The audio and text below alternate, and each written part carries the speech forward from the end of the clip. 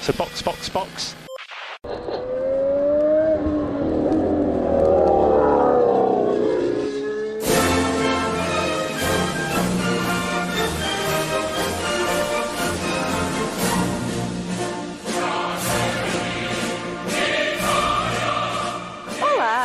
Sejam muito bem-vindos a mais um episódio do Box, Box, Box, o original. Eu sou Aninha Ramos e hoje estou aqui com Denis Augusto. Eu só vim pra ouvir fanfic hoje. E Felipe Junqueira. Eu, pelo outro lado, já tô com medo do que vai vir, porque eu já tive o prazer de escutar os tópicos de algumas e, já tô preocupado. A Aninha me jogou num grupo aqui de Discord que eu vou te contar, cara. Era o Leclerc no solzinho do Teletubbies. Sim, é uma zoeira que só. Enfim, vou começar aqui, por favor, vou cantar aqui. Fratelli d'Italia, il predestinato vinci il Gran Premio d'Italia. Mil desculpas pelo meu péssimo italiano. Não, foi bom. Para lá mesmo. Para lá mesmo. Mas sou feliz o suficiente pra jogar isso pra fora e eu cantar, porque Charles Leclerc, a Ferrari, venceu o GP de Monza de uma forma completamente surpreendente, enquanto a McLaren batia a cabeça entre os seus pilotos e com estratégia, e a Mercedes e a Red Bull derretiam. E eu vou ter que pagar minha promessa, eu vou ter que ler, né, a fanfic aqui ao vivo, mas aí vocês vão ter que esperar, vocês vão ter que esperar, vocês vão ter que ouvir todo o episódio pra ouvir a fanfic. Vocês não sabem nem em que momento do episódio eu vou ler. Em algum momento vai aparecer. É retenção que chama. Então, galera, vamos embora pra pauta.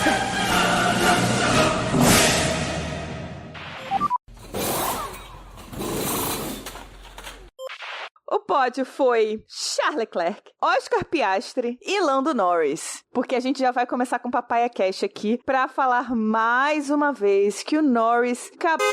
Só que dessa vez não foi na curva 1, foi na 4 e pro Piastri.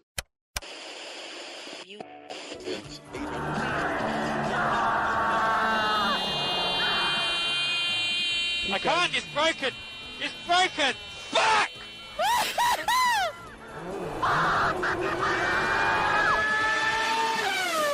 Papaya Cast.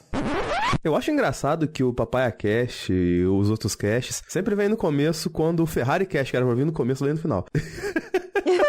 Cara, mas infelizmente, né? Volta pro que a gente já falou. A McLaren, no momento, não sabe ganhar. Não sabe. A McLaren não sabe ganhar e a McLaren aparentemente não sabe administrar, entendeu? O ambiente que se cria, assim. Porque antes de começar a prova, se eu não me engano foi a Mari Becker que falou, que ela falou com o Piastri e falou com o Lando, e o tom da abordagem dos dois é: não tem nada disso de primeiro piloto, vai ser na pista, a gente vai decidir na pista. A gente não sabe se um tava num discurso e outro tava levando a sério, mas de fato não aconteceu, né, Aninha? Não aconteceu. Mas aí, o negócio é que a McLaren não tá sabendo escolher. Ou você coloca os dois pra lutar na pista, e aí, a partir do que surgiu da disputa, você precisa focar na preferência naquela corrida, e aí precisa haver da equipe o input de que não é pra forçar tanto pneu, não é pra tentar buscar o coleguinha, ou o que seja, sabe? Essa corrida especificamente, ela foi mais, eu acho, até do que as outras, talvez só comparável a ela, só a do Russell, né? Que ele acabou sendo desclassificado, mas enfim, foi o mesmo caso, mais ou menos. Foi questão de gestão de pneu. Aí, a McLaren virou pros dois e falou: não, vocês podem brigar, tá livre, a gente não tem primeiro piloto, a gente não tá dando preferência pro Lando, que está na frente do campeonato. Que já está errado. Mas já tá escolhido. Fizeram essa escolha. Aí, o Piastri larga muito bem. O Lando não largou mal dessa vez, mas deixou a porta super aberta na chicane. E o Piastri mergulhou e foi. Também porque o Leclerc atrás não tava de graça, né? Ele tava chegando. Tanto é que o Leclerc ficou umas boas voltas no DRS do Piastri. E aí, o Piastri ultrapassou o Norris, abriu, tava virando muito mais rápido do que o Norris, por mais tempo do que o Norris.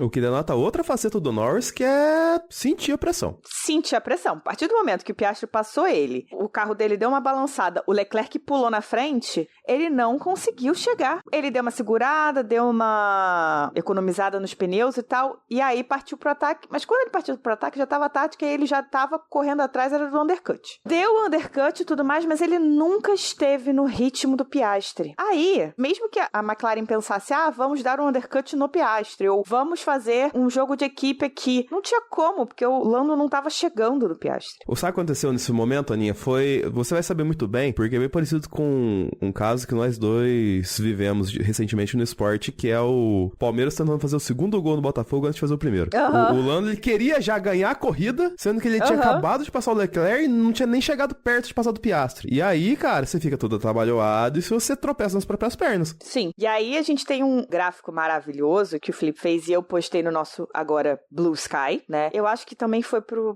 Twitter via Buffer, mas o nosso foco agora é o Blue Sky, né? Por motivos de não termos Twitter oficialmente no Brasil. E tá tudo bem. E tá tudo bem, porque o Blue Sky é super legal. E a gente postou no Blue Sky esse gráfico com os box plots, né? Com o ritmo de corrida, pra poder fazer a comparação. E você vê como o do Lando é o maior de todos, ou seja, ele tem mais voltas em valores diferentes, ou seja, ele tem volta ali da mais rápida à mais lenta, elas estão bem separadas e bem espaçadas, enquanto você olha o do Leclerc, e é mínimo. O box plot do Norris tem uma questão, né, que ele fez a volta mais rápida na última volta. Ah, sim. Então isso dá uma variada. Porém, mesmo descontando isso, o gráfico dele, dos 4 da frente, né, é o pior. É o menos juntinho, né? A caixinha que tem os 50% das voltas, a dele é gigantesca e não é uma volta só que faz isso. Que a questão toda do box plot é justamente evitar, né, que um outlier mude todo o resultado. Então, assim, mesmo descontando a volta mais rápida, o do Norris é o pior. Parabéns. Parabéns pra ele. Nota dó.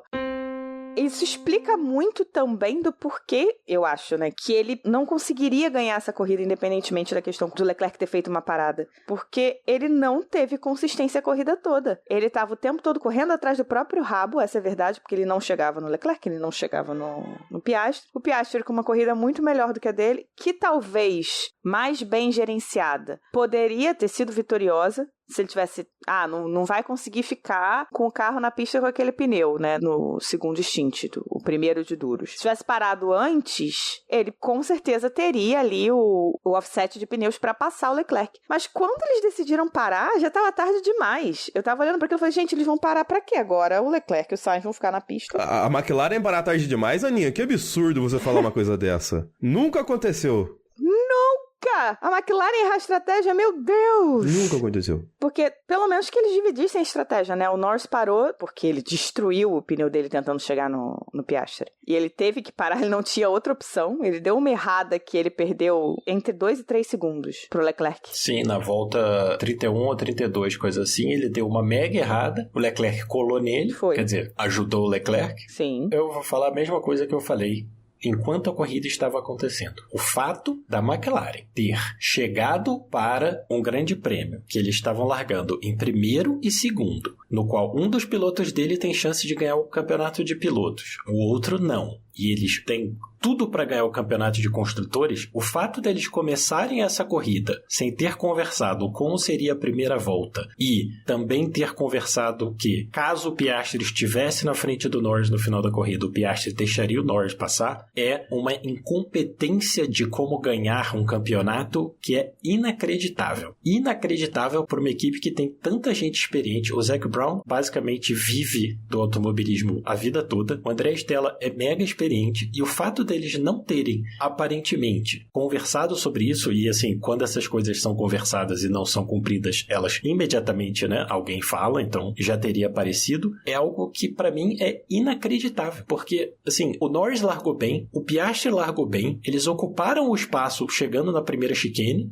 quer dizer, era tudo caminhando na direção da McLaren e eles conseguiram, mais uma vez, fazer merda. É impressionante. Eu só não acho inacreditável porque eu vi a Ferrari em 2022. Cara, se a primeira volta acaba do jeito que foi até a curva 3, sem sacanagem, podia ser o Bring It Home McLaren, entendeu? Traz a corrida pra casa. Exatamente. Porque, cara, se não acontece aquilo, o Leclerc não tem facilidade pra passar o Lando em condições normais. O Leclerc ia gastar mais pneu. Exatamente. Porque ele ia ficar no ar sujo, igual o Norris ficou a corrida inteira. É. Então, assim, mas aí é que tá. Volto a dizer, o fato disso não ter sido combinado e executado por uma equipe que tinha toda a vantagem até chegar na chicane que o Piastri ultrapassou o Norris, e eu não acho que o Piastri tá errado, porque se ninguém falou pra ele que não era pra fazer, fazer, ele tá ali pra ganhar, então Exatamente. o problema é do Norris. Mas assim, é inacreditável pra mim que uma equipe de Fórmula 1 largando em primeiro e segundo em Monza, que é longo até a primeira chicane, longo até a segunda chicane, longo até a terceira chicane, quer dizer, o cara, você consegue meter um vácuo, 3 oportunidades, eles finalmente largaram bem e jogaram fora. Assim, é inacreditável. Mas acho que tá nas regras, ou melhor, nas Papaya Rules. Gente, que porra é essa de Papaya Rules, gente? Papaya Rules olha só, esse exercício de branding da McLaren, que é uma tremenda babaquice. É branding! Entendeu? Pelo amor de Deus! Porque se as Papaya Rules não tinham como primeira regra, vamos ganhar a porra do campeonato, eu não entendo pra que tem regra, entendeu? Gente, que ridículo. Vou trazer rapidinho aqui, Aninha, porque antes de começar o podcast, falei em off aqui que eu tava vendo um trecho do vídeo da Serrazoli, que ela acompanhou o GP, e ela teve um grande momento ali no final com o André Stella, que ela tava acompanhando até a perguntas de repórteres ingleses e tudo mais, fez algumas perguntas pra ele também, e que basicamente a visão geral que se tem, e que pode ser o que representa essas Papaya Rules, por mais incrível que pareça, é que assim, a McLaren tá esperando o Lando assumir o posto de primeiro piloto, mas ele tá muito afobado e não tá conseguindo. Ao mesmo tempo, eles não querem queimar o Oscar porque sabe que o Oscar tem potencial pra ser o primeiro piloto no futuro. Então eles estão, assim, esperando um reagir e, tipo, não segurando o outro. E aí fica nesse impasse. Posso te falar uma coisa muito triste? Fale. Agora, neste momento, é extremamente possível que o Piastri seja melhor piloto que o Norris. Agora. Não, isso não é triste, não, isso é fato. Só que, não, é triste pra McLaren. É. Porque eles têm um contrato gigante com o Norris. E o que você faz quando o cara que ganha muito mais que o outro, claramente deveria ser o segundo piloto no ano que vem? Porque, assim, não tem discussão se você tiver que escolher para 2025 qual piloto você aposta sendo a McLaren, na minha cabeça não existe discussão que é o Piastri. Oh, nossa senhora. O último trecho dessa entrevista da Juliana, ela falou que a fala do André Stella ia pra um caminho de que, assim, se o Piastri entender que ele ser segundo piloto nessa temporada é algo importante, isso pode fazer com que ele ganhe pontos para o futuro. Mas o Piastri já entendeu isso. O problema é que o Norris fica dando todas as possibilidades do mundo pro Piastri. Não é isso, cara. Ele. O problema é que para ele entender que ele é segundo piloto, a equipe precisa virar para ele e falar: amigo, você agora é o segundo piloto, você vai ajudar o Norris a ganhar o título. Enquanto a equipe não falar isso, ele entende que ele é o segundo piloto, só que ele vai continuar tentando ganhar. Porque até que alguém vire para ele e mande parar ele de ganhar, não atacar o Norris, ele vai continuar atacando o Norris. Claro. O trabalho dele é esse. Alguém tem que virar e falar: para de ganhar, pelo amor de Deus, né? E outra, e aqui eu vou fazer a comparação porque eu fiz a comparação mais cedo, né, de que a Ferrari em 2022 teve ações muito próximas com as da McLaren esse ano em relação à gestão de pilotos, né, de não definir um primeiro piloto. Com a diferença de que na Ferrari em 2022, o Leclerc estava claramente melhor do que o Sainz. Então, era ainda mais burro você não, né, definir. No caso da McLaren, o ano tá passando, o Piastri tá melhorando, o Norris tá estagnado ou falhando, errando, e aí a McLaren começa a cada vez mais perder as justificativas para fazer esse movimento. Porque por mais que o Norris tenha 60 pontos, 60 e poucos pontos, né, pro Verstappen, e o Piastri tenha 100, se chega na corrida e o Piastri tá mais rápido, o Piastri tá correndo risco porque ele tá mais rápido e o Lando tá prendendo ele, ou algo do tipo. Se o Piastri classifica melhor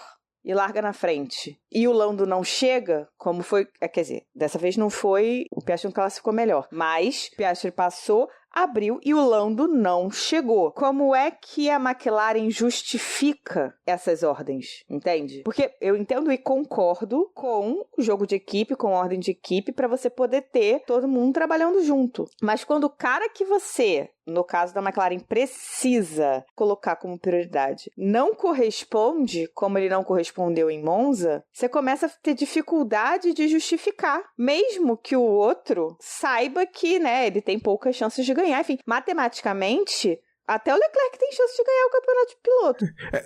Eu ia entrar nesse Entendeu? comentário quando você falar Ferrari Cast, porque, assim, se o Lando dá pra sonhar, o Charles também. Não, mas olha só, matematicamente o Alonso também pode ganhar. Exatamente. Só que daí a... É claro, daí a acontecer, são outros 500. Mas Exato. dentro da McLaren, se o Oscar começa a consistentemente se mostrar melhor do que o Norris, como é que você justifica virar pro cara que tá, sei lá, mais rápido, ou que tá classificando melhor, ou que tá consistentemente mais rápido que o outro? Não, você vai deixar ele passar. Não, mas aí eu vou estar correndo risco. Da mesma forma que a Ferrari fazia com o Rubinho. Sim, Você mas combina antes. antes, porque não é só a questão de trocar de lugar. É o quanto o Oscar passa a estar em risco, porque, pelo menos se a tendência é seguir, né, a Ferrari aparentemente deu um passo bom à frente. A Mercedes vem com a atualização mais pra frente. Não lembro agora qual é a corrida. Se é Baku ou Singapura, mas a Mercedes vai levar a atualização. Daqui a pouco, a Red Bull também vai. Não podemos esquecer que tem 2 pistas boas para Mercedes, né? Austin e Interlagos, a Mercedes, Exato. desde sempre,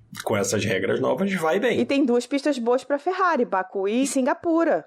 Exatamente. Mais uma razão para a McLaren parar de fazer merda. Porque a gente tá numa situação exatamente igual a 2009, tá? O Verstappen abriu uma vantagem gigante e agora a McLaren é a Red Bull de 2009 e tá correndo atrás para tentar ganhar. Só que, quantos pontos a McLaren já jogou fora? Assim, sem discussão. 7 da Hungria e 3 da Itália, né? 10 pro Norris. Esses são indiscutíveis. Tem Silverstone, tem Canadá, mas aí já começa, né, e se. Esses são indiscutíveis, que era só virar e falar, amigão, troca de posição. Ou, no caso da Hungria, não troca de posição. Mas a questão é a seguinte, vamos para Baku. Ferrari pode ir bem, ótimo. Vamos para Singapura, Ferrari e Mercedes vão bem. Vamos para Austin, Mercedes vai bem. Vamos para Interlagos, a Mercedes vai bem. Isso tudo é ótimo para o Verstappen. Sim. Porque quanto menos vitórias o Norris tiver, quanto mais corridas que o Norris faz 12 pontos e o Verstappen faz 8, que ele faz 15 e o Verstappen faz 8, melhor, porque o Verstappen continua sendo campeão. Tem uma amostragem que é muito mais nítida pra gente do que isso, que é o que o Max e a Red Bull são a equipe que mais venceu provas nesse ano, com 7, correto? Certo. A segunda equipe é quem? McLaren. A McLaren, a Ferrari e a Mercedes. E a Mercedes são as 3. Então, assim, desde Exato. quando que o carro da McLaren é o segundo carro do grid? Desde Miami. Cara, Então... o carro da McLaren é o melhor carro do grid há umas 3, 4 corridas. Não, falei Pois é. o segundo. O segundo é desde Miami. Sim, segundo desde Miami e o melhor, pelo menos desde a Hungria. Sim, e mesmo assim, eles estão empatados em número de vitórias com as 2 equipes que estão atrás deles. Que patinaram. Sim, estão empatados com 2 equipes que fizeram um upgrade que não funcionaram. A Mercedes, na Bélgica, literalmente tirou o upgrade do carro. Sim. Eles trouxeram um update pro carro e tiraram do carro porque não funcionou. E a Ferrari esses dias tá com problema de porpoising, cara.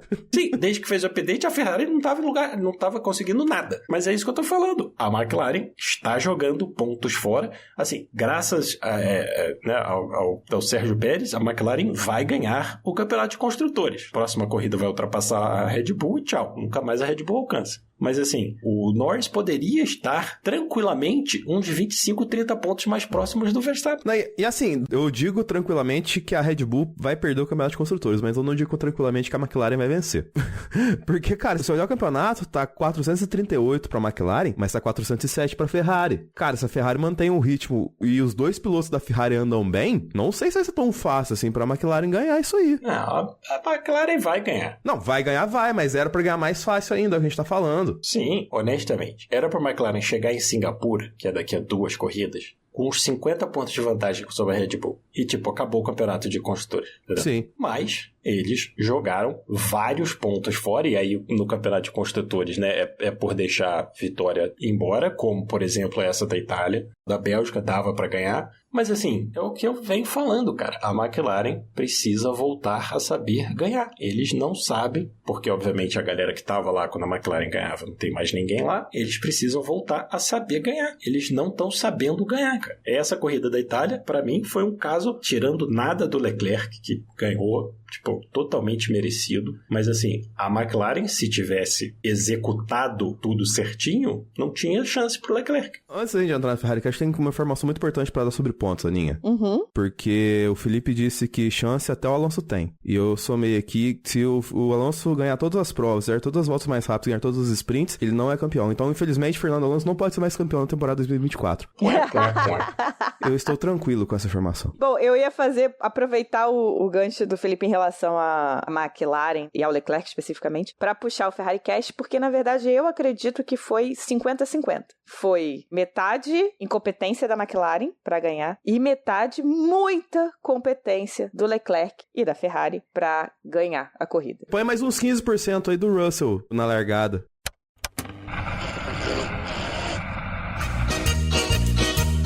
Uma bosta. Competência que chama. Puta que pariu. Ser ferrarista é complexo. Tá difícil ser ferrarista. Foi nada diferente do que a gente já tá acostumado. E aí fudeu 2 campeonatos. Só 2 palavras aí, viu, Bruno? Parabéns. Parabéns, Bruno. Ferrari Cast.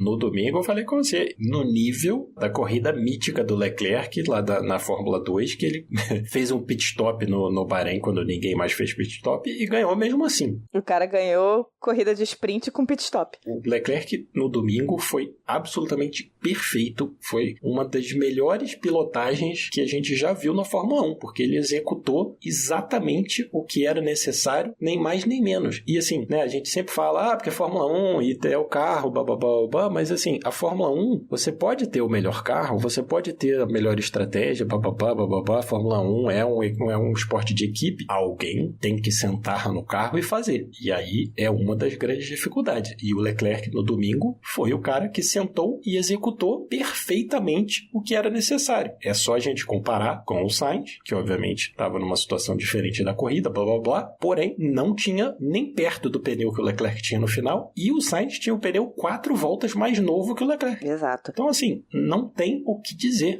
Foi uma das pilotagens mais absurdamente boas que a gente já viu na Fórmula 1. É a segunda corrida seguida que ele faz mágica, né? Eu tava vendo um vídeo do narrador italiano, Carlo Vanzini. Ele fez um vídeo depois da corrida falando. E aí ele falou, a gente falou muito que foi mágica esse final de semana, que ele falou muito de magia na narração dele. Mas no final de semana passado também, porque a Ferrari não tinha carro pra estar no pódio em Zandvoort, e ele fez acontecer aquele pódio. E é aí que entra a parte do piloto, porque sim, o carro faz muita diferença. A gente vê isso, eu acho que muito, inclusive, com o Norris esse ano. Tirando Zandvoort, a outra vitória dele que foi em Miami, né? Foi uma vitória completamente do acaso. E com um carro bom. E com um erro do Ben Mailander no safety car. Não tô dizendo que o Lando não seja bom piloto, ele é, mas quando você tem um carro que é um foguete, às vezes você tem vitórias que são infladas, tipo o Zandvoort. Ele poderia ter ganhado aquela corrida, mas ele ganhou com 20 e tantos segundos, porque o carro estava muito acima do que os outros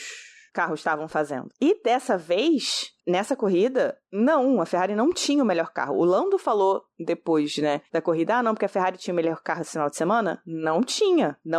Mas teve o melhor piloto para gerenciar a corrida num todo e principalmente a gestão de pneu. A gestão de pneu do Leclerc hoje eu falo assim, sem piscar, que hoje é a melhor gestão de pneu do grid. Com certeza. O que esse cara consegue fazer é bizarro. Honestamente, não tem discussão. E ele provou em Monza de novo, porque o que ele fez, ele foi além do limite que a Pirelli tinha dado pro pneu, ele manteve o ritmo pelo segundo stint inteiro, ele tem 2 voltas fora de uma linha desse tamaninho de diferença entre as voltas dele, e ele segurou 2 malandros com um carro melhor que o dele, com um pneu mais novo, justamente fazendo volta atrás de volta, sem cometer nenhum erro, sem errar nenhuma freada, sem perder muito tempo com o tráfego, porque Monza, infelizmente, é uma pista que tem muito tráfego, porque a volta é muito pequena. E assim, se você olha as voltas do Leclerc, é ridículo, é metronômico o negócio. E era exatamente o que ele precisava. Especialmente no final, quando o Piastri estava chegando, não adiantava a Ferrari virar,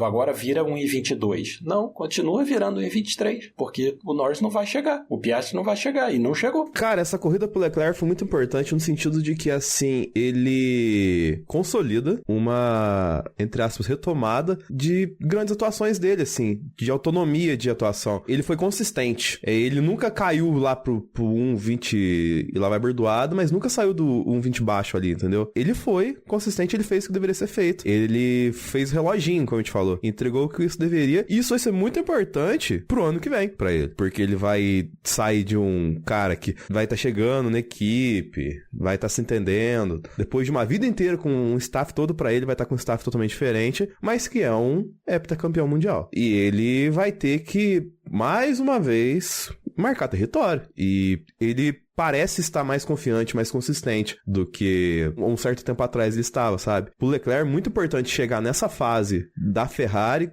com essa confiança, pra dizer o mínimo, sabe? Vai ser muito importante pra ele nesse ano, pra ele galgar o que der pra galgar, porque visto a bagunça dos laranjas lá, às vezes vai pegar alguma coisa, e a bagunça das latinhas também, e ano que vem ele vai ter um cara casca dura do lado dele ali. Sim. Outra coisa que eu acho que é importante destacar dessa corrida foi a rapidez com que a Ferrari trabalhou a estratégia, tá? Porque eles começaram a corrida pensando em uma parada. A ideia da Ferrari era uma parada. O Lando deu um undercut, o Leclerc teve que parar na volta 16, que é muito cedo. E ele deixou bem claro que ele não achou uma boa ideia. Que ele não achou uma boa ideia. Ele, por que a gente tá entrando se a gente já tomou o undercut? Só que o tempo de volta dele tava caindo vertiginosamente. Os médios foram embora com alguma rapidez, assim, né? Sim, porque a temperatura da pista tava quase 50, né? Pois é. Então, no final das contas, ele acabou saindo numa posição boa, né? Voltou bem próximo do Norris, voltou numa posição boa pra conseguir fazer a slow introduction, que eles falam muito no rádio com os pilotos, é tipo, não forçar demais o pneu quando você tá entrando na pista. Ainda mais agora que os pneus não são aquecidos, ou são muito pouco aquecidos, né? A temperatura agora tá cada vez mais baixa, né? Dos cobertores. Dos cobertores, até que vai chegar um ponto no campeonato que a gente não vai ter mais cobertor. Se eu não me engano, acho que é 26. Veremos.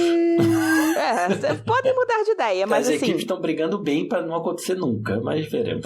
Então, eles precisam começar com o pneu de forma leve, sem forçar muito, porque senão estraga o pneu e aí acabou. E ele conseguiu fazer isso. Ele conseguiu fazer essa gestão muito boa. Sim, aí o Norris fez aquele errinho na volta 31, que ajudou também. Exato. O Norris, ao contrário, estava descendo o pé porque ele queria chegar no Piastri, que estava mais rápido do que ele, a corrida inteira. E que estava cuidando melhor dos pneus dele. Exato. E aí o Norris destruiu o pneu, cometeu aquele erro que piorou ainda mais a situação e teve que parar de novo. Nessa altura do campeonato, tá a Ferrari no rádio com os dois pilotos, porque o Sainz parou um pouquinho mais tarde, e o Sainz estava segurando a onda no ritmo dele. Não foi só uma questão de o Leclerc estar mais rápido, mas dava pra ver claramente que o Sainz estava segurando a onda no ritmo dele, porque o Sainz queria ir pra uma parada. Ele tava trocando ideia com a equipe direto sobre essa questão, né? Exato. Sim, eles chegaram a combinar fazer o plano C com o Sainz, porque eles estavam justamente vendo que os pneus não estavam durando, não sei o que, bababá, eles estavam jogando nas 11. Exato. E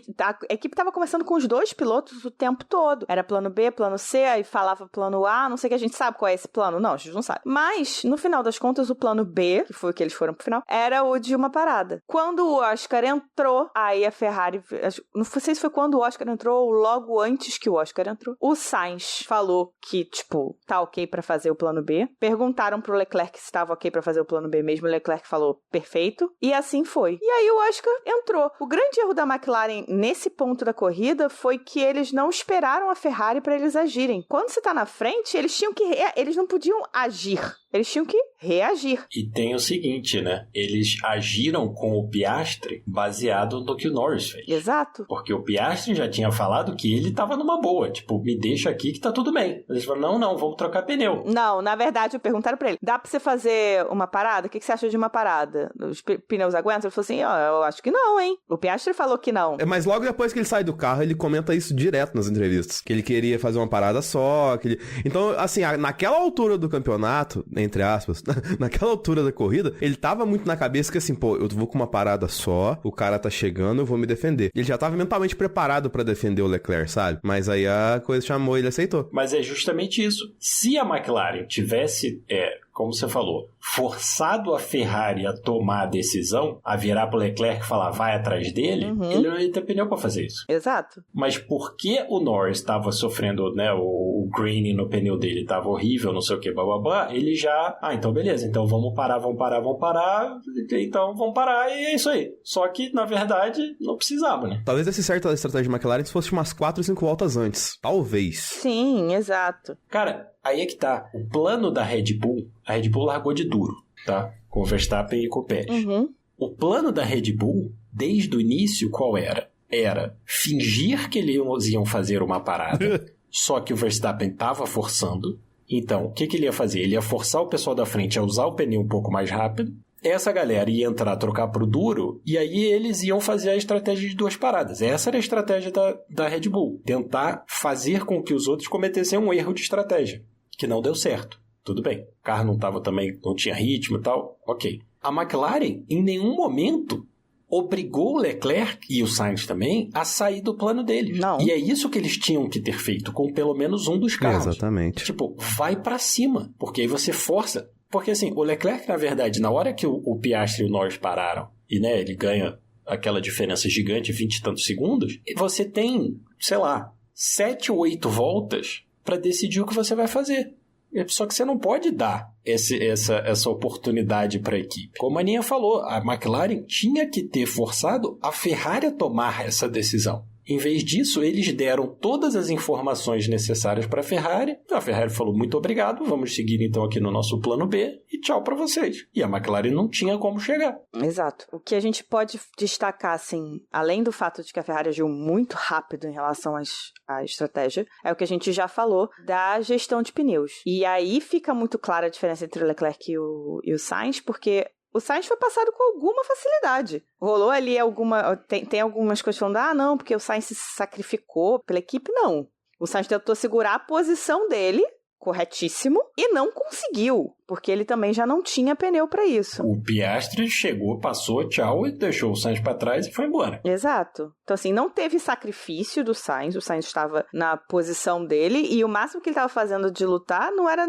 claro, ajuda do Leclerc, é óbvio, mas também para segurar a posição dele. O Ferrari tinha chance de 1-2 em certo ponto da corrida. Que loucura, né? Mas o Piastri chegou e passou de passagem pelo Sainz. Eu acho que a dobradinha não ia rolar pela posição que o Sainz largou e pela posição que ele ocupou ali no começo da corrida. Eu acho que ia ficar bem difícil.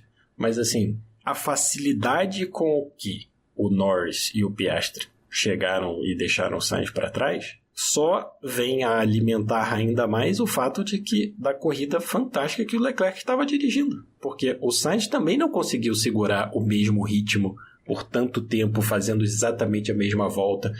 Então, assim, eles têm o acerto do carro muito diferente, porque eles têm estilos de pilotagem muito diferentes, com certeza. Óbvio que vai fazer diferença numa pista como a de Monza. Mas, até aí, tudo bem. Aí, mais uma vez, é qualidade do piloto. Não é sorte. Uhum. É o que o cara sabe fazer. Então, assim, mais uma vez, só vem a mostrar como o Leclerc dirigiu uma corrida fantástica e também... Acho que tem o seguinte, mostra como o carro da Ferrari não era um foguete que a McLaren não chegou. Não era isso. A McLaren tinha um carro fantástico, podia ter ganhado, mas não ganharam porque o Leclerc basicamente não deixou que eles ganhassem. Mas tem um fator da Ferrari que eu gostaria de colocar aqui, que é que a Ferrari, não só na Fórmula 1, ela tem que ser especializada em corridas pontuais, em corridas importantes pra ela, né? Porque teve um desempenho diferente em Mônaco, teve um desempenho diferente em Monza, teve um desempenho diferente em Le Mans, então assim, mesmo que talvez ela não seja constantemente uma desafiante nos campeonatos que ela disputa, ela tá tendo, entre aspas, seus checkpoints, e eu não falo isso só desse ano não também. Ano passado, lembra, Aninha, que o Max pra vencer o Sainz, ele ralou, não foi tão fácil assim em Monza. Então, tipo assim, eles estão com uma abordagem de, as provas especiais pra gente, vamos ter um carinho especial. E tem outro fator também que, com certeza, eles pensaram ou lembraram de que Monza foi recapeada, né, recentemente. Sim. Recapeada, mas a temperatura da pista ela tava quase 50, 48. Acho que na largada tava mais de 50. Guardar pneu numa corrida que a maior parte da corrida a temperatura da pista tava tipo 47, 48, não é pra qualquer um, não. Mas eu li uma matéria, um artigo, né, explicando, falando um pouquinho sobre recapeamento, né, e a importância disso pra corrida. Não vou lembrar qual foi o artigo que eu li, gente. Eles estavam falando como a Ferrari trabalhou com um simulador pra achar exatamente, tipo, o ponto certo de pressão aerodinâmica do carro que funcionasse pra não gastar demais os pneus. Porque a Ferrari tava com menos asa do que o restante da galera. E não era só por questão... Tudo bem, que Monza, né, já é uma coisa que que os carros já vão quase sem asa. Mas a Ferrari estava com menos asa do que os outros da frente. A asa da Alpine estava até engraçada. Era quase que uma régua que eles estavam usando de asa traseira. Um negócio incrível. Eu postei no nosso grupo uma arte que eu vi num servidor que eu participo, né, no Discord, que é a diferença do carro da Ferrari em Zandvoort e do carro da Ferrari em Monza. A traseira do carro, né? É surreal. Em Zandvoort, você tem muito carbono, você tem muito carro. A asa é gigantesca, porque é uma pista que precisa de muita pressão aerodinâmica para fazer aquelas curvas todas. Em Monza, é uma reguinha. Nos tempos áureos de Red Bull também era desse jeito, né? Era um negócio de nada ali, ó.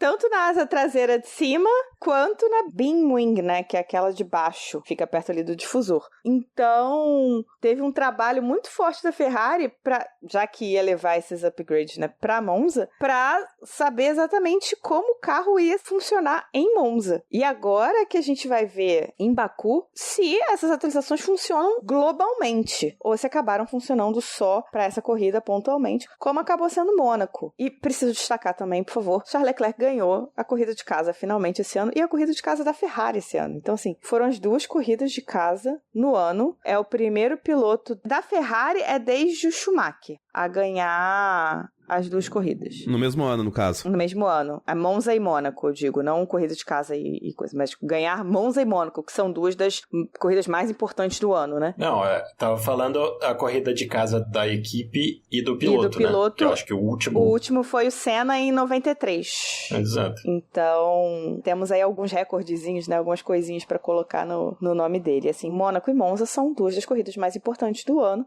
independentemente de campeonato. E ele conseguiu finalmente ganhar as 2.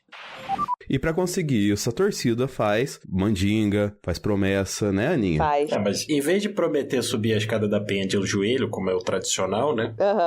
Eu prometi ler fanfics. Aliás, pode ler um trechinho aí pra quem apesar tá de eu ter esperto. lido 2, porque isso é algo que realmente é torturante pra mim. Subir a escada da penha, a escada da igreja da penha de joelho, seria impossível pra mim, porque meus joelhos são de vidro. Mas aí, você faz igual a minha saudosa avó fazia. A minha avó fazia promessa, por exemplo, ela fez a promessa pra minha irmã passar no vestibular, que a minha irmã ia subir a escada da penha. Foi promessa pros outros, né? Exato, entendi. Eu não tenho como fazer promessa pros outros, então eu tive que achar algo que fosse me torturar, mas que fosse factível, né? Então, ler fanfics de pessoas reais é algo que realmente me dá um nível de vergonha alheia.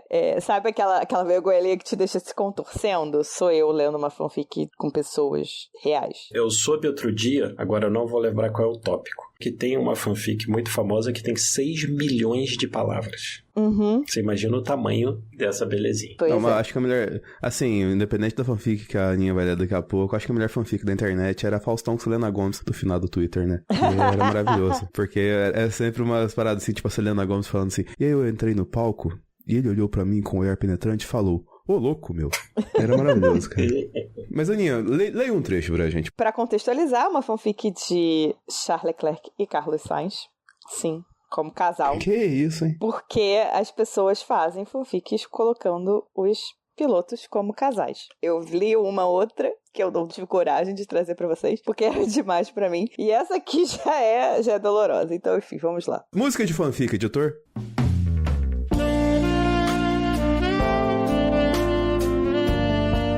Gosto de Champanhe e Memórias. Ela foi escrita originalmente em inglês, tá? Então eu estou lendo, traduzindo pra vocês. É o Champanhe Ferrari, né? Igual do pódio, né? Exato. É um momento após o GP da Áustria, Charles Leclerc conseguiu um pódio. E os dois, Charles e Carlos, dividem um momento no quarto de pilotos, né? Nos driver rooms, para falar sobre algumas coisas e um pouco mais. O champanhe ainda estava fresco na pele de Charles, enquanto ele se deitava no chão do quarto do companheiro de equipe. A porcelana fria tocava suas costas, ajudando um pouco com o calor do lugar. Depois de 4 anos, era quase uma prática comum entre eles entrar no quarto um do outro. É muita emoção, né? É muito sentimento. O barulho de um suspiro pesado de roupas se mexendo quebrou o silêncio do quarto, enquanto Carlos deitava ao lado de Charles. Estou orgulhoso de você. Mas é legal que a gente já tá vendo para a direção que isso vai, né? Sim. Pior, não vai nessa direção, graças a Deus. Paramos aqui, vamos continuar nosso podcast. Vou tomar banho ali rapidinho. Quiser saber a continuação Quiser saber a continuação dessa história, acompanhe a gente. Eu não vou ler ela inteira, não. Eu já li ela inteira, eu não vou ler ela inteira aqui no podcast. Mas mais um pedaço, o pessoal merece Mas ouvir. mais um pedaço depois eu leio. Bom, terminamos o Ferrari Cast, né? Voltando à corrida. Voltando, então, à Fórmula 1. É o importante. A gente teve, né, finalmente, a substituição do glorioso Logan Sargent, né? Mais do que na hora. E eu achei interessante que a Williams já é a segunda vez, né, de botar um piloto novo em Monza, que acaba sendo bacana, né, pro piloto, porque é a pista, entre aspas, mais simples da Fórmula 1, né? Então ajuda o piloto de uma certa forma. Bom, o Kimi Antonelli não achou isso não, mas enfim. Mas olha só, o Kimi Antonelli também faltou ali a mesma coisa que a gente estava falando da McLaren. Alguém para virar para ele e falar, amigão, você já tá contratado, tá? Não precisa impressionar ninguém. Só não destrói o carro. Tipo, eu achei que ia dar merda, mas eu não achei que ia dar merda em 10 minutos. Porque assim, o moleque deu uma volta que foi muito boa, a segunda volta dele estava sendo muito boa e aí ele destruiu o carro. A cara do Russell.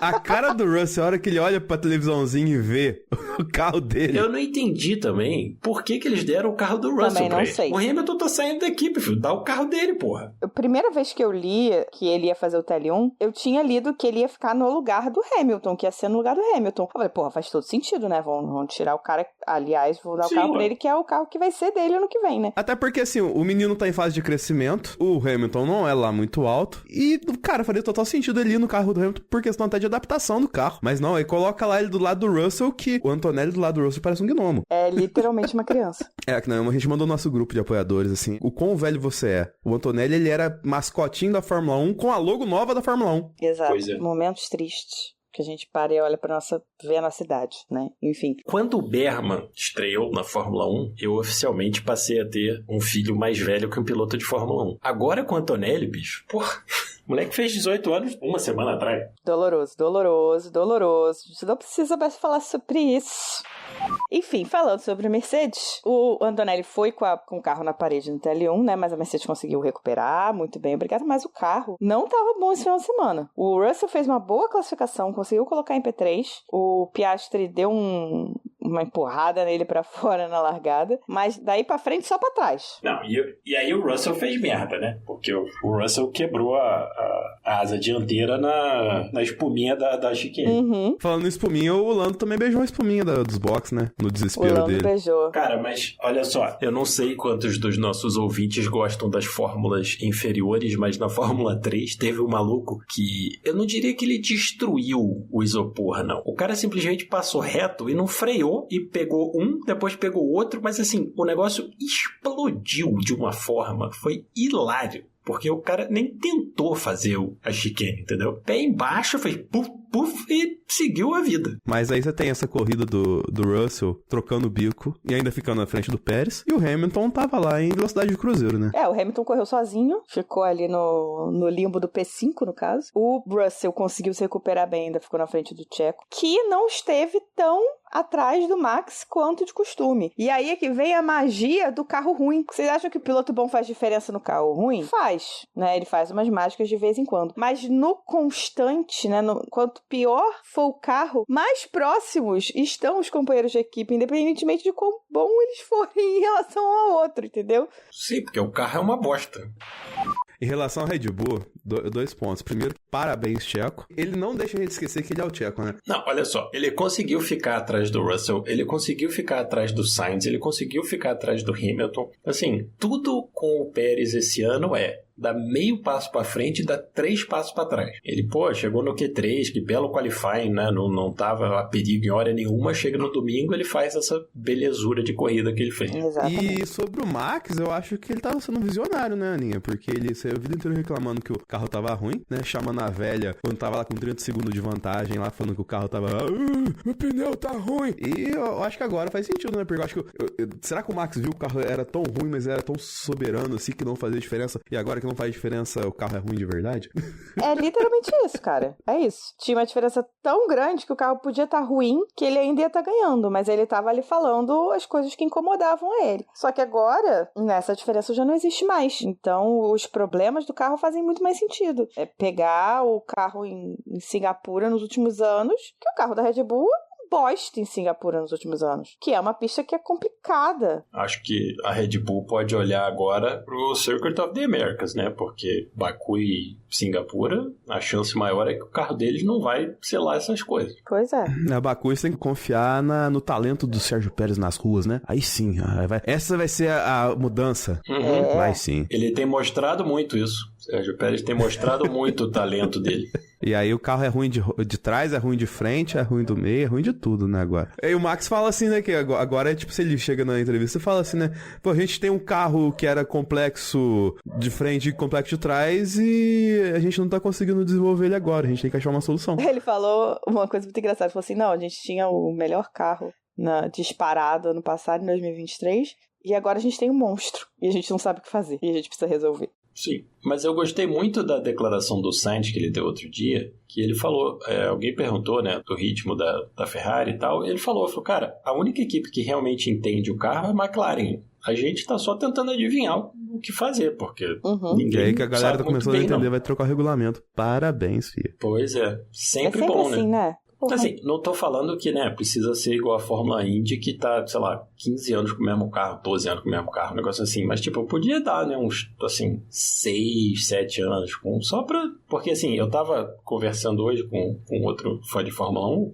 e eu tava falando, falei, cara, se você acha, né, que, porque antigamente a Fórmula 1 era isso, era aquilo, bicho, vai olhar as diferenças de qualifying 20 anos atrás, 30 anos atrás, e olha hoje, cara. O Hamilton largou de sexto. No qualifying ele estava a menos de 2 décimos do pole position, cara. Sim, ele largou em sexto. A classificação foi apertada pra cacete. O Q1, fora as salvas, que aqui não dá pra contar mais, mas assim, o Stroll tava a 1 segundo e 1 do P1 e foi eliminado no Q1, cara. Não é mole não, cara. Eu acho que seria legal a gente manter, né, a FIA manter esse regulamento por mais, 3 ou 4 anos, não só pela questão de maturidade do regulamento, né, e de você ter as equipes entendendo o carro e conseguindo, de fato, competir, como está acontecendo esse ano, como eu espero aconteça no que vem, mas também para dar tempo de amadurecer um pouco mais a tecnologia que eles querem que esteja no motor para 2026, que não é uma tecnologia simples. E a aerodinâmica móvel, que ninguém nunca usou e a Fórmula 1 vai ser o teste pra isso. Exato. Tanto que a galera tá reclamando até da questão do motor desligar numa pista que tipo que nem a próxima, que vai ser Baku, que tem a reta gigantesca. Um clipping, né, que eles já reclamam hoje de clipping, né, que é quando a parte elétrica do motor já, tipo, acabou a energia e aí o carro começa a dar o motor cai de potência. Mas se você pensar que a energia elétrica vai ser muito mais importante no próximo regulamento, na hora que acabar a bateria, acabou. O carro perde, sei lá, 400 cavalos. Pois é, eu não lembro com quem que eu tava falando, que eu acho que... com uma fã do Hamilton, que tava falando, não, porque o Hamilton vai ficar 1 ano, 2 anos no máximo na Ferrari e vai sair, vai se aposentar. Assim, cara, eu acho que o Hamilton e o Verstappen vão começar a fazer desenvolvimento real do carro de 26, vão olhar pra aquilo, vão falar assim, não, tô fora, beijo, fui. Vou fazer outra coisa da minha vida, porque isso aqui já não dá pra mim não, já não quero. Eu acho que eles tentam 1 ano, assim. Vai correr 1 ano e falar, valeu. Ainda mais o Verstappen, que já tá numa equipe que tá implodindo, né? Ele já tá se sentindo sozinho na Red Bull, cara. Tá implodindo. Eu tava vendo hoje que aparentemente saíram mais de 20 engenheiros só para Williams. Sem contar que alguns anos atrás a Aston Martin também passou o rodo lá na Red Bull, né? E o que é legal é que essa galera vai tudo passando o rodo, vai tudo desmontando a Red Bull e ninguém melhora. Pior que é. É só pra desmontar os caras mesmo. É só como eu diria, mas... da filha da putagem. Demora muito, cara. Quando eu tava aquela coisa do Newey, o Newey vai pra cá, o Newey vai pra lá, eu falei, cara, o Newey, pra onde ele for, o impacto dele vai ser tipo 2027. Não tem milagre esses negócios. Não dá pro cara chegar e falar, tá tudo resolvido, deixa deixa comigo, entendeu? Uhum. E eu tô achando que ele não vai pra lugar nenhum. Eu acho que vai aposentou, fazer os carros de rua dele, é isso aí. Dizem as más línguas que sai alguma coisa essa semana sobre ele, né? Mais um emprego pra ele? É o quinto já, né? Porque ele já tem 4 empregos diferentes. Aparentemente, essa semana sairia algum anúncio em relação ao Newey. Não sabemos pra onde ele vai. O que eu fiquei sabendo é que ele deu ghosting na Ferrari e na Aston Martin. Deixou as duas no Aston Martin também. No verdinho lá no WhatsApp, entendeu? O check lá, marcado. Deixou no lido. Deixou as duas no lido. E ninguém sabe pra onde ele vai. E o que ele vai fazer? Não sei, claro, né? Isso pode ser rumor besta, mas foi o que me disseram esse final de semana. Então, não sabemos qual vai ser a do Newey. Vamos só falar do nosso queridíssimo Bortoleto, que fez uma corridaça na Fórmula 2. Inacreditável o final de semana que o Bortoleto teve. Ainda teve que inventar a regra pra ele, né? Não, olha só. Era pra dar tudo errado, porque ele rodou no qualifying, largou de último. Na corrida de sábado, ele fez uma corridaça e empatou com o Hauger, então levou meio pontinho. Não tem Photoshop na Fórmula 1 mais não? Tem, cara. Só que eles chegaram exatamente empatados. Mas tem imagem dos dois empatados assim? Tem. Eles chegaram exatamente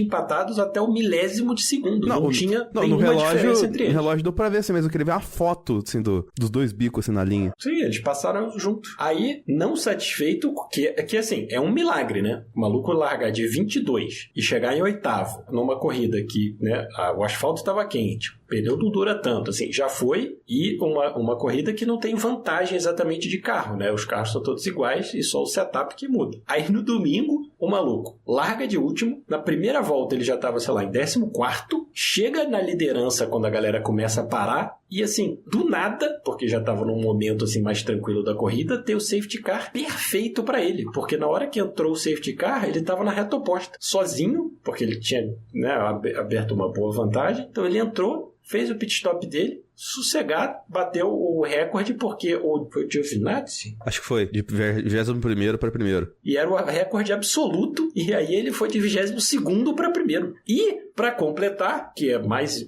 legal ainda, que o Hadjar, que é o grande, né, quem tá liderando o campeonato, que é o grande rival dele, teve uma corrida trágica, fez um monte de merda e não marcou nenhum ponto. Nenhuma das duas, né? Ele é 10 pontos atrás. Sim, o Bortoleto tá na briga. Como diria o Galvão, tá na balada pra disputar. É incrível. Foi um final de semana, assim, inacreditável. Porque a Fórmula 3 também, e Monza era a última corrida da Fórmula 3, né? O campeonato foi decidido na última curva, literalmente. Eu quero ver a corrida da Fórmula 3, porque já disseram que foi absurda do Fornaroli, né? Não, a corrida inteira foi fantástica. A corrida foi muito boa e o cara ganhou o campeonato na última curva. Aí a Fórmula 2 teve, né? As duas corridas foram boas também. E aí depois da Fórmula 1 o Leclerc ganha. Assim, tipo, o que mais você quer? O Bortoleto foi esperto, porque eu acho que de certo ele foi trocar uma ideia com o Alonso. E aí você já viu no grid assim, onde que o Bortoleto colou? Colou no Binotto. Chegou com todas as credenciais num cara que sai de último pra primeiro em Monza e falou: Binotto, tô aqui.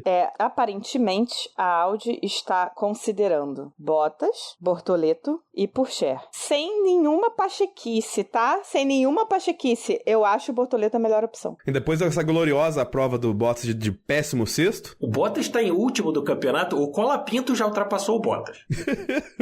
Então assim, o Bottas vai terminar o campeonato de 20 pilotos em 22º. Cara, pior que é verdade. Como o Colapinto ultrapassou o Bottas? Ele fez o quê? Porque o Colapinto terminou em 13º, que é o melhor resultado do que o Bottas teve o campeonato inteiro. Caraca, velho, verdade. Porra, o Bottas tá perdendo do Joe, do Sargent e agora do Colapinto, que acabou, tipo, o moleque acabou de chegar. O Colapinto fez uma corridaça, fez um final de semana perfeito, foi muito bom mesmo. Mas porra, Bottas, assim, o Bottas nem entra na conta. Entre o Pourchaire, cara, eu sempre gostei dele, eu achava ele, teve uma carreira na Fórmula 3, na Fórmula 2 fantástica, mas assim, as corridas dele nos Estados Unidos... Não, desde a segunda temporada dele na Fórmula 2 é que ele já não é mais a mesma coisa. As corridas dele nos Estados Unidos não foram boas, cara, sabe, assim... Uhum. Assim, eu apostaria, né, no Bortoleto pelo seguinte: o maluco ganhou a Fórmula 3, num ano que a Fórmula 3 não foi brilhante, mas ganhou. Ano seguinte, ele tá competindo pelo título da Fórmula 2. Com boas corridas. Não, exato. O moleque corre bem, cara. Ele corre muito bem. Assim, seria muito fácil para um piloto que fez o erro que ele fez no qualifying, que foi um erro bobo, jogar o final de semana fora. Porra, o cara salvou 25,5 pontos no final de semana que era perdido. Uma coisa que eu gostei muito foi que na entrevista pós-corrida, né, que o Will Buxton, tipo, deu todos os louros para o Bortoleto, né? Ficou elogiando ele pra cima e pra baixo. E aí chegou uma hora que perguntou alguma coisa pra ele em relação a acreditar na corrida, né? Como é que ele, né, pensou que fosse acontecer esse final de semana, depois daquele problema todo da classificação, depois do erro da classificação. E aí ele falou uma coisa que, assim, pra mim é a mentalidade, sabe? É a chave do negócio. Eu nunca deixei de acreditar que era possível. Eu sabia que a gente tava com um ritmo incrível, que o nosso carro tava muito bom esse final de semana, e eu nunca deixei de acreditar. Se eu tinha uma chance mínima de vitória, eu ia atrás. Eu sabia que eu tinha que ir atrás. E é a mentalidade, cara. Exato. E foi e levou. E assim, teve o safety car, não sei o quê. Sim, mas ele não foi o único cara que foi beneficiado pelo safety car. Não. O Verschoor, que chegou em terceiro, por exemplo, o Bortoleto já tinha ultrapassado ele. Cara, é o lance de você se colocar, acreditar e se colocar em condições de. A gente sempre fala disso aqui. E ter as condições, né? Porque aí é que tá. O cara, na Fórmula 2, por exemplo, você tem que preservar o pneu, você tem que continuar dando as voltas, você tem que negociar todos os pilotos insanos que tem à sua volta, porque a Fórmula 2 tem um monte de doido. Quantidade de vagabundo passando reto nas chicanes foi uma loucura. Nossa, a largada foi muito doida. Eu só vi a foto. E assim, só que o Bortoleto não foi o único cara que fez a estratégia alternativa, não foi o único cara que foi beneficiado pelo safety car e chegou com 10 segundos de vantagem do segundo colocado. Então, assim, não é só sorte. O Zane Maloney, que tava correndo atrás dele, que tava vindo, largou da frente do grid, fez um corridaço também e não conseguiu chegar. É isso aí. Torço muito, de verdade, pra que Bortoleto vá pra Audi. Apesar de, né, Audi, aquele projeto que a gente não sabe muito bem o que vai acontecer, tá aquela coisa maluca. Mas é um cara que tem tudo pra mostrar serviço na Fórmula 1 pra qualquer outra possibilidade que possa acontecer no grid. A gente sabe que tem o Alonso pra sair, pra se aposentar. Não, olha só, Alonso, Bottas e Ricciardo. Já tá bom pra ele. Exato. Mas assim, pra 2026, 2027, a gente sabe que tem Alonso pra sair, tem Hamilton pra sair. Eu acho que Hamilton não passa de 27. Olha o cenário que a gente tá vendo atual da Fórmula 1, se confirmar mesmo. Vamos colocar assim que o Max ganha esse campeonato, vai ficar feio pro Norris. Ele vai começar o ano que vem pressionado. E assim, o Piastri ano que vem vai estar levinho, cara. Terceiro ano, a equipe acreditando nele, assim.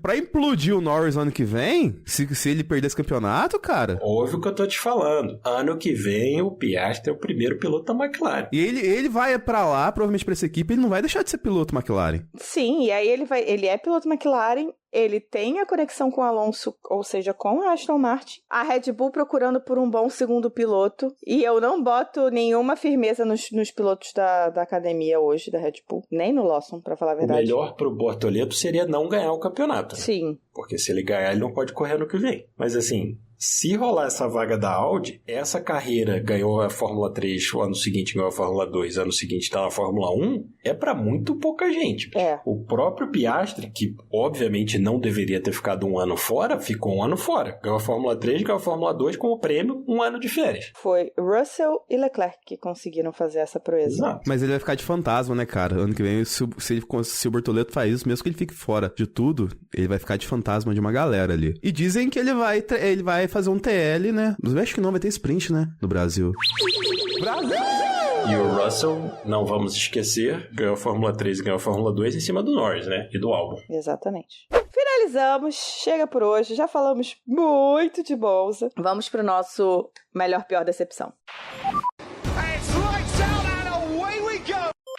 Denis, pode começar, seu melhor. Melhor vai pro Charles. Aí, viu, Aninha? Você fala que eu persigo ele? Você fica falando que eu falo tudo. Não, ele foi inquestionavelmente o melhor da prova, mas aqui eu coloco também como melhor do fim de semana os franceses da Alpine. É verdade. Que colocaram a boca do trombone. E a gente adiantou aqui tem informação. A gente falou semana passada sobre isso. E rolou, né? Os protestos e só não botaram fogo no carro porque senão o carro não corria, como eu disse semana passada. Quase que não precisou, né? Porque... Quase não correu, né? Sim. Quase que não precisou botar fogo, porque o carro quase que pegou fogo sozinho, aquela desgraça. Exatamente. Então, Leclerc mereceu. A nota triste é só ter que ser primeiro com aquele uniforme horrível. Mas, enfim, isso aí é o papo pra outro tipo de podcast. Mas Charlinho mandou muito bem e pra mim foi o melhor.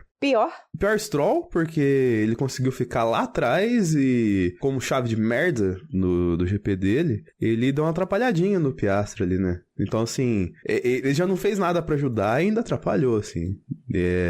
O Piastri mandando o Stroll achar, parecia que tava numa corrida de kart. Então, ele era o próprio Yoshi, né? A vontade Yoshi. do Piastri era pegar o casco vermelho e sentar na bunda dele. Mas, enfim, eu coloco ele como pior. Fazia tempo que eu não colocava o Stroll como pior. E a decepção foi o Antonelli, porque ele sentou na Mercedes e falou: eu sou a velocidade. E deu tchau no muro. Então, eu esperava mais dele, pelo menos mais 5 minutos. Nessa prova, quando vocês não estavam aqui, eu criei junto com a Ju o Merdeiro, que é quando a corrida é tão ruim que dá a volta e fica boa. Que é o nosso querido K-Mag, Kevin Magnussen, que, olha, incidente de corrida, hein, com o Gasly. Não foi, pegaram e foram justos com o Magnussen. E puniram ele, mas ele... Mas olha só, super funciona pro Magnussen, porque ele não precisa ir pro Azerbaijão. Levou um gancho, Exato. Vai economizar uma viagem pro Azerbaijão. Porra, não, mas quer coisa melhor? Vocês estão falando de uma coisa e tem falado mais importante que ele, mesmo punido, fazendo a merda e perdendo pontos da carteira, trouxe pontos pra Haas. Pra Haas, exatamente. E teremos Berman na outra semana em Baku pela Haas. Que eu ia complementar Exatamente. Que o Magnussen, ele empatou com o Berman e agora vai ceder pro Berman. Agora ele vai torcer pro Berman não fazer pontos em Baku. Que é maravilhoso, né, da Fórmula 1. A volta do menino urso. A volta do menino urso. Felipe. Leclerc, não tem o que dizer como o melhor. Eu acho que é indiscutível. Mas eu acho que o Colapito merece também uma menção no melhor, porque eu acho que ele fez uma corrida, um final de semana inteiro muito bom. O ritmo de corrida dele no segundo stint foi quase igual ao do Albon. Ele passou o Stroll, que tem o Aston Martin, um carro melhor. Ele brigou de igual para igual com todo mundo do bolo, com as Alpines. Ele se embolou com todo mundo. Como a gente já falou, já não é o último do campeonato, que já ultrapassou o Bottas. E, principalmente, não fez nenhuma merda. Ele errou no qualifying, ele podia ter chegado no Q2, mas ele deu uma erradinha, mas assim, ele não fez nenhuma grande merda. E para um cara que, na boa, entrou de paraquedas, né? Porque o Lucas Sardi foi anunciado que ele tinha saído 5 minutos antes de começar o final de semana de Monza. Então, assim, eu achei uma performance realmente incrível do Colapinto. A contrário senso, os piores, a Sauber, que, assim, eu não sei o que eles estão fazendo, porque eles não funcionam em pista de alta, eles não funcionam em pista de baixa, eles não funcionam na pista que tem um miolo complicado, eles não funcionam em lugar nenhum. A Sauber tem que entrar no nível Pérez de Ocon, sabe? De café com leite. Sim, não, tá. Pra pior. Não, sim, acabou. Não dá mais pra considerar, porque, tipo, tá Ocon, porque, tipo, o carro não funciona pra nada. E o glorioso upgrade da Toro Rosso, que foi tão bom que o Yuki Tsunoda foi pior que o Ricardo em basicamente tudo. Falou que o carro é ridículo, que não dá pra dirigir, que é impossível de dirigir, que o carro tá ridículo, não sei o que, blá, blá, blá. Espetáculo, assim. Parabéns pra vocês, viu? E a equipe punindo o Ricardo mais duplamente, né? Não, ele para lá 5 segundos, vai lá e mete a mãozão no bico. Ele faz a merda, toma a punição e ainda pioram a situação dele. Eu achei muito bom que o cara encosta no bico, aí ele próprio fala, puta que... Exatamente. Foi isso mesmo. E a minha decepção foi a McLaren fora da pista, como eu já falei.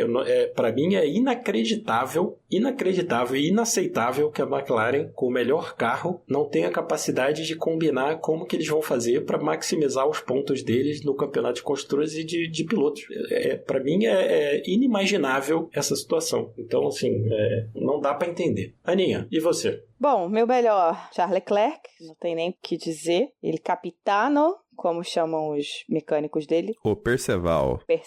Charles-Marc Hervé Perceval Leclerc. Fez um final de semana sem discussões, assim, né?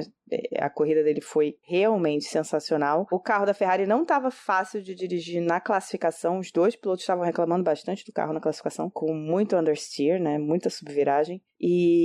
Mas na corrida, no calor, né? Na temperatura mais alta, porque no sábado, apesar de estar quente, as temperaturas estavam mais baixas, principalmente do Q2 para o Q3, assim, teve uma mudança, assim, meio brusca de vento, de temperatura, e o carro da Ferrari sentiu.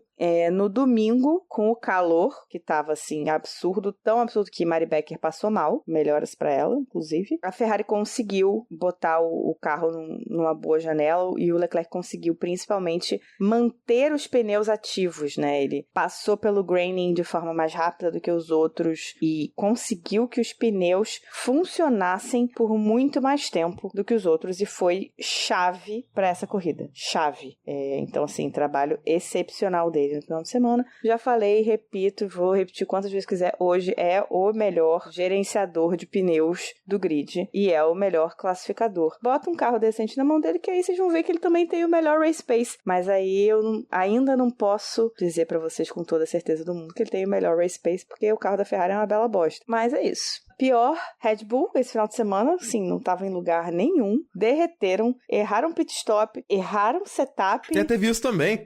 Erraram pit stop do Verstappen, cara. Erraram pit stop. A ponto do Verstappen estar no rádio falando, gente, eu sei que a situação tá difícil, mas vamos prestar atenção no que a gente tá fazendo, por favor? Tipo, pro Verstappen falar isso, tipo, não foi ele reclamando do carro. Ele tava claramente reclamando da equipe não estar prestando atenção, sabe? Não tá atenta. Isso mostra muito quanto a equipe tá realmente derretendo. Não só o carro, mas a equipe em si, sabe? A estrutura, os mecânicos, tá todo mundo meio, sabe, assim, não sabemos o que está acontecendo. Sabe aquele meme da tirinha da Turma da Mônica, né? O que está acontecendo, o que está acontecendo, o que está acontecendo, todo mundo correndo assim, né? Mãos pro alto. É isso. É o que eu falei algumas semanas atrás. Eles estão apostando totalmente no braço do Max pra resolver isso. E não vai, cara. Não vai. Não. E minha decepção hoje foi o Norris, porque achei a corrida dele imatura. Não vou nem dizer que foi fraca. Ela foi imatura. Eu acho que tá faltando que a McLaren guie mais os pilotos, no sentido de dizer pra eles, olha, você precisa gerenciar mais os pneus agora, ou agora você pode atacar. Umas 5 corridas, pelo menos.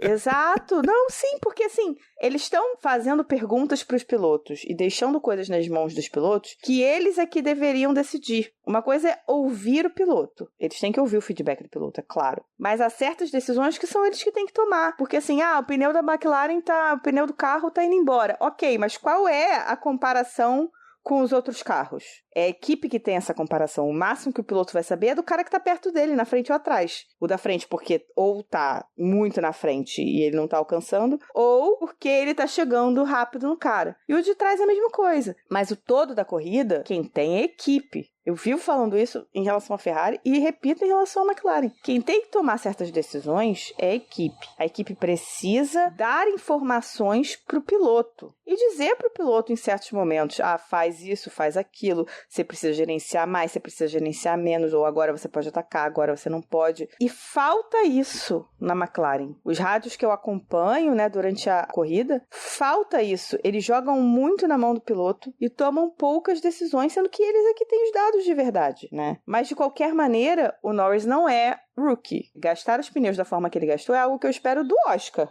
É algo que eu vou esperar do Colapinto nas próximas 7 corridas. É algo que eu vou esperar do Berman e do Antonelli ano que vem. Não é algo que eu espero do Norris, que já tem 5 anos de Fórmula 1.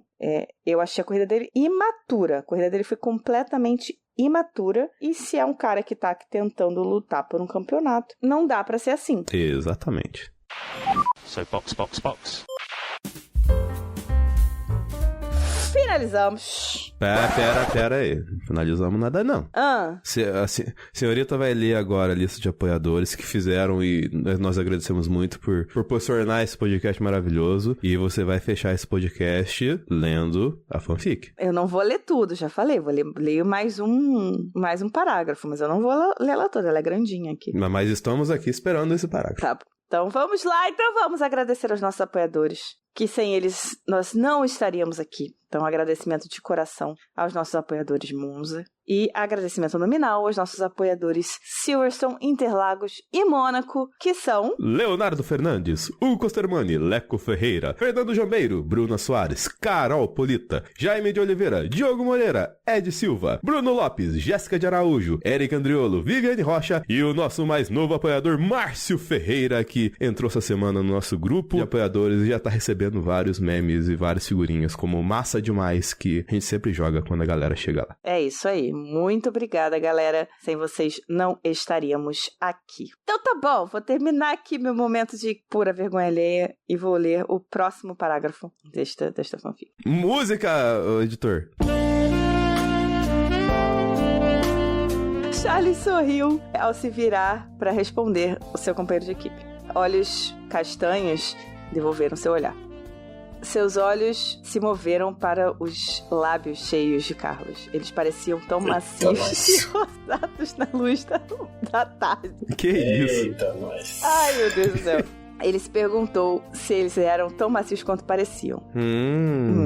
Os lábios de Charlie se partiram ao pensamento e ele limpou a garganta, né? Eu quero dar uma pigarreada. Ah, muito obrigada. E é isso, gente. Chega.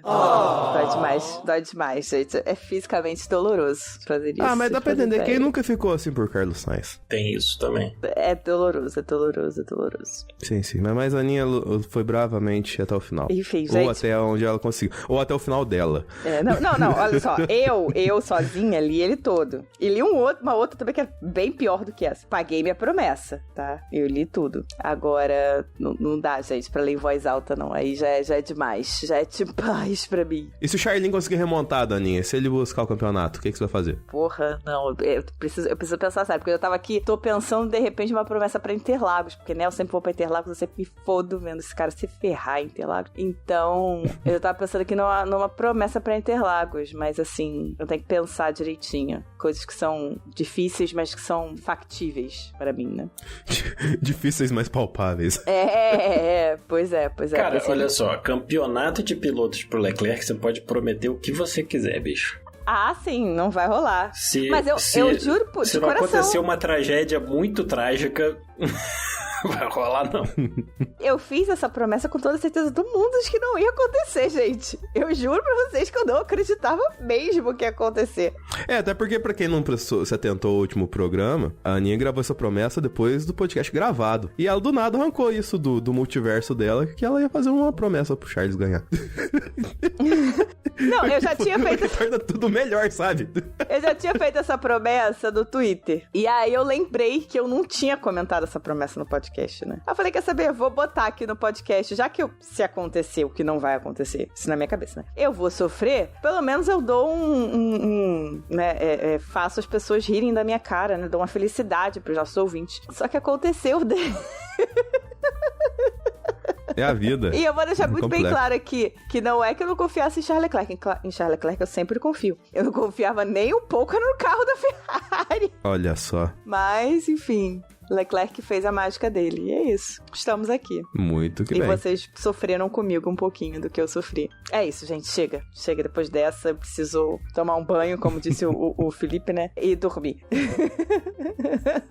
Se quiserem falar com a gente, estamos no @cashboxboxbox no Blue Sky. No Twitter também, mas aí a gente não vai te responder porque eu não tô entrando em VPN pra entrar em Twitter, porque não sou otária. E no Instagram. Vai ter no Instagram também, pô. Exatamente. Que isso? @boxboxbox podcast no YouTube. Nosso e-mail podcastboxboxbox@gmail.com também é a nossa chave do Pix se você quiser fazer uma contribuição avulsa pra gente. Não se esqueçam de avaliar o nosso podcast, o nosso episódio, no seu reprodutor de áudio, sempre com a nota máxima possível, por favor. E é isso, é nóis. Até semana que vem. Box. Box. Box.